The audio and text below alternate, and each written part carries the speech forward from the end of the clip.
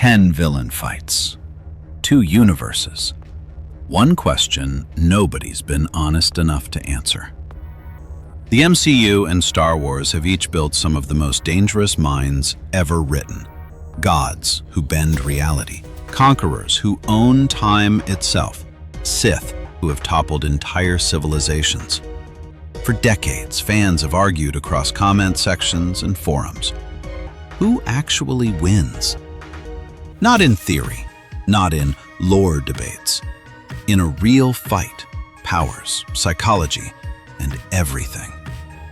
We ran all 10, and a few of these results are going to make you uncomfortable. Stay for number 1, because it's not just a victory, it's a massacre. Let's go. Number 10, Killmonger versus Boba Fett. The rooftop is Killmonger's arena. He thrives there, trained for every kind of fighter, except one who refuses to occupy the same ground. Boba fires the jetpack. 30 feet of altitude and Killmonger's close combat mastery means nothing. The flamethrower rakes across the surface below. An EMP net follows, slowing the vibranium suit's response systems. Killmonger tracks the flight pattern, calculates the angle, times the leap. Almost perfect. But Boba anticipated the leap. He always does. One concussion missile staggers him. A second is already locked. The suit absorbs the blast. His neck doesn't. Killmonger is one of the most dangerous fighters ever written. But Boba Fett has survived Sarlacc pits and Mandalorian legends. He doesn't need to be the better fighter.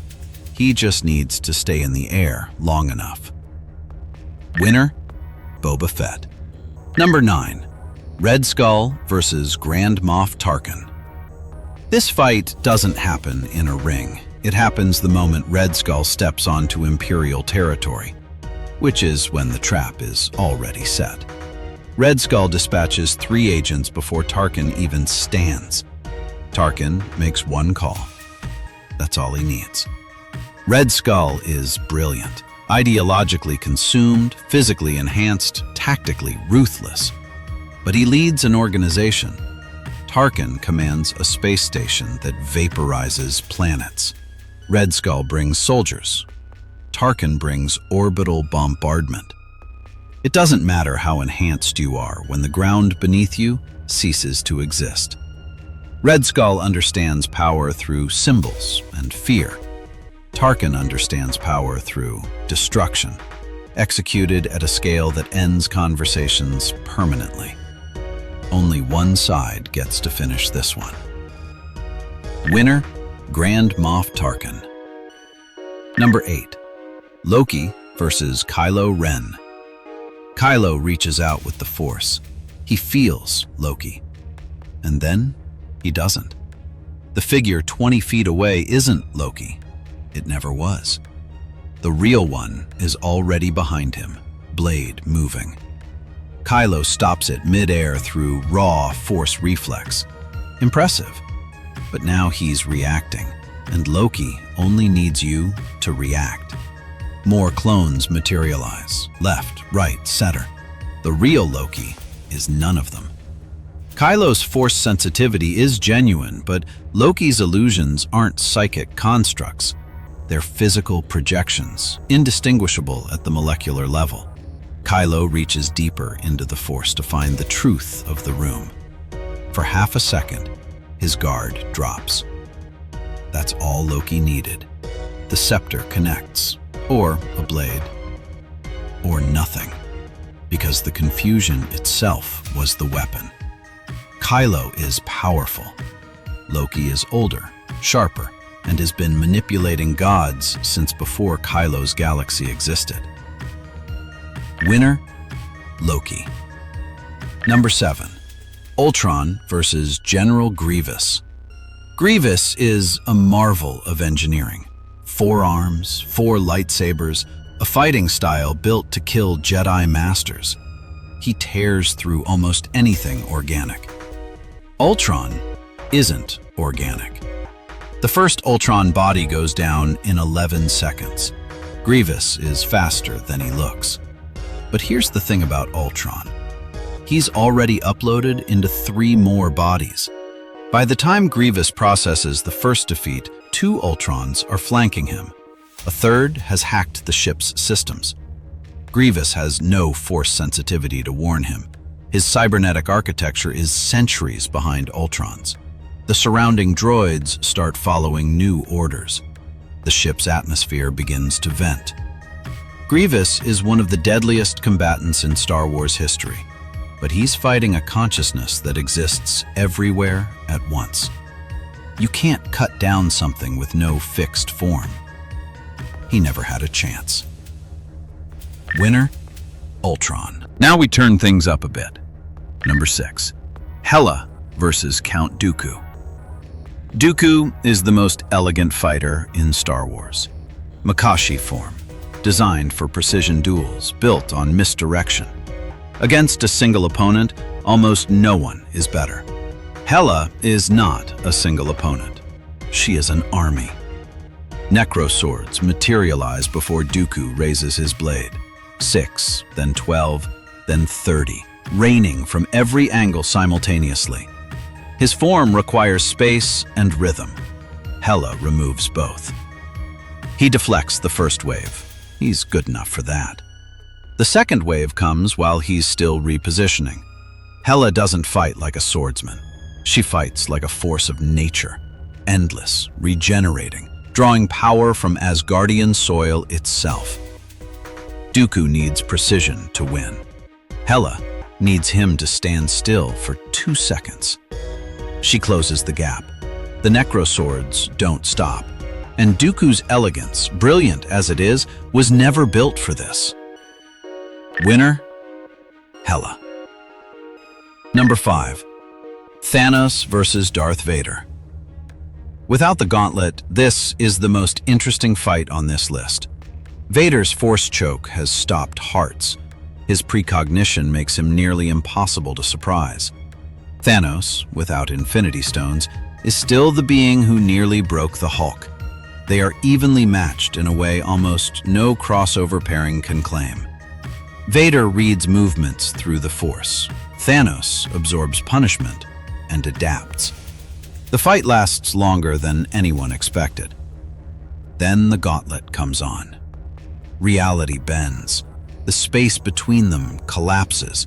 The Force choke grips nothing. Thanos has rearranged the matter of his own throat.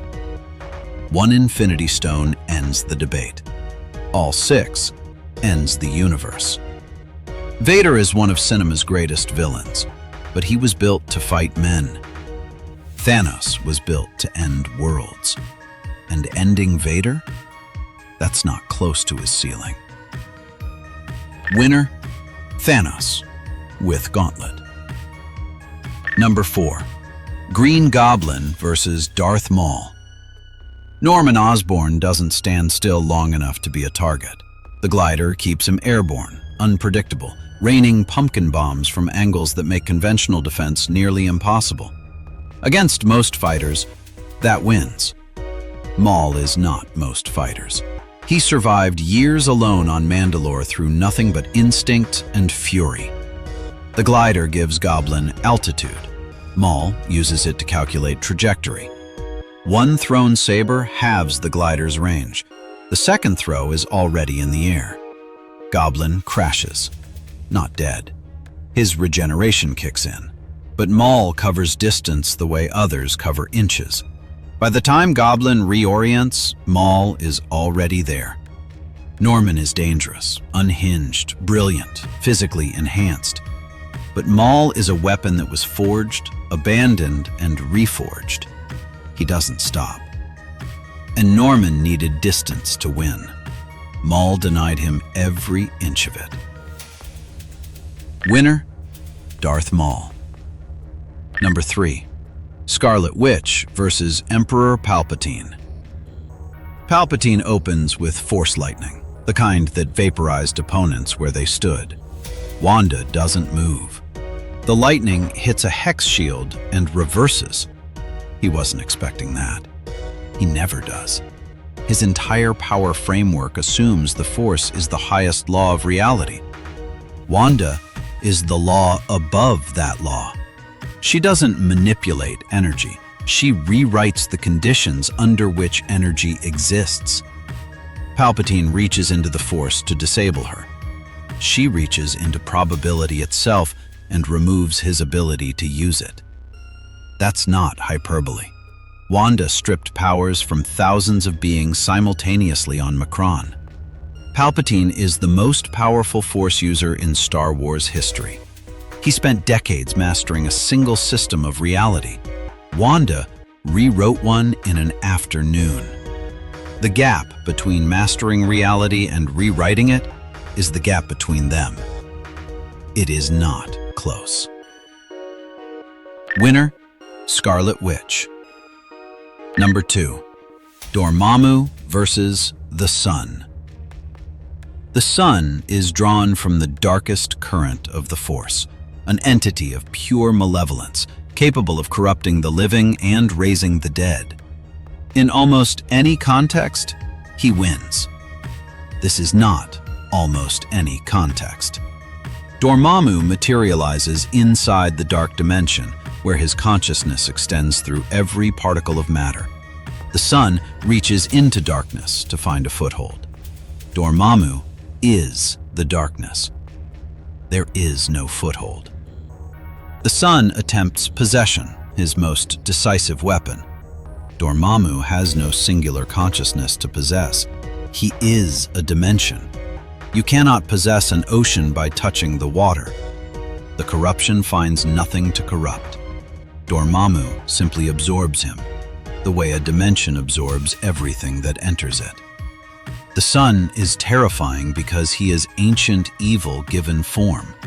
Dormammu is terrifying because he is ancient evil given everything. Winner, Dormammu. Number 1, Kang the Conqueror versus Cad Bane. Cad Bane doesn't respect legends. He doesn't respect Jedi, senators, or gods. He respects preparation, and nobody prepares like he does. The dual blasters are already drawn before Kang finishes materializing. That's not bravado, that's methodology. It doesn't matter. Kang watched this from 37 timelines before stepping into this one. The blaster fire hits empty air. Kang shifted 2 seconds forward before Bane pulled the trigger. The rocket boots buy Bane altitude. Kang collapses the space between them. The flamethrower gauntlet fires. Kang's armor, built across 1,000 conquered civilizations, doesn't flinch. Bane survives on preparation. Kang survives on predetermination. There is no contingency plan for a man who already knows your contingency plans. Cad Bane is the most dangerous bounty hunter in the galaxy. This wasn't his galaxy. Winner, Kang the Conqueror. 10 fights, 2 universes, and the MCU walked away with something to prove. But here's what I find most fascinating about this list. It's not really about who hits harder. It's about what kind of dangerous wins. Raw power loses to intelligence. Intelligence loses to systems. And systems lose to something that operates outside of time entirely. Kang didn't win because he's the strongest villain ever written. He won because he's the only one who showed up already knowing the outcome. Drop a comment. Which fight did we get wrong? Because I read every single one, and I know at least half of you have a different number 1. Tell me why. And if you're new here, this is what Villainologist does. We don't recap, we go deeper. Subscribe, because we're just getting started.